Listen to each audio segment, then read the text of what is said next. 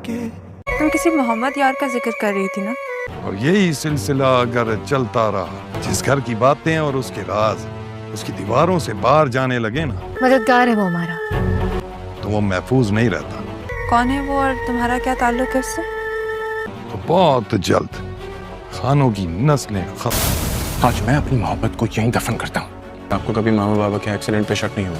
मेरी मोहब्बत की कब्र पर आकर फातिहा पढ़ सको। और तुम्हें नहीं लगता कि तुम्हें और मिराल को एक जैसी कहानी सुनाई गई है? कि उनका एक्सीडेंट हुआ नहीं, करवाया गया।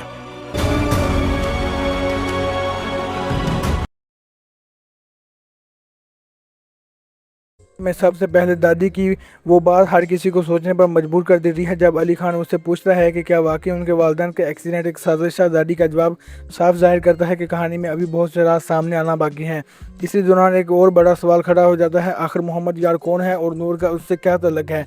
अगर वो वाकई मददगार है तो फिर वो किसकी मदद कर रहा है और किस मकसद के लिए? इधर एक डायलॉग साहब की तवज्जो अपनी तरफ खींच लेता है कि जिस घर के राज दीवारों से बाहर निकलने लगे वो घर ज़्यादा देर तक महफूज नहीं रहता। ऐसा लग रहा है कि खानदान की कई साल पुरानी हकीकत अब सबके सामने आने वाली है।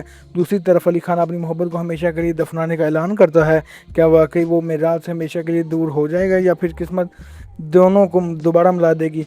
और सबसे बड़ा सवाल यही है कि क्या अली खान और मिराल को बरसों से एक ही छोटी कहानी सुनाई जा रही है? और ऐसा है तो फिर असल मुजरिम कौन है? आपको क्या लगता है कि अगली आने वाली किस्म में क्या हो सकता है? क्या कहानी एक ख़तरनाक मोड़ दे सकती है? अपनी राय कमेंट में ज़रूर बताएं, क्योंकि हम आपके हर कमेंट को पढ़ते हैं और आप ऐसे ही drama predictions, full story reviews और लेटेस्ट अपडेट सबसे पहले देखना चाहते हैं तो MG ड्रामा पॉइंट को ज़रूर सब्सक्राइब करें, वीडियो को लाइक करें और अपने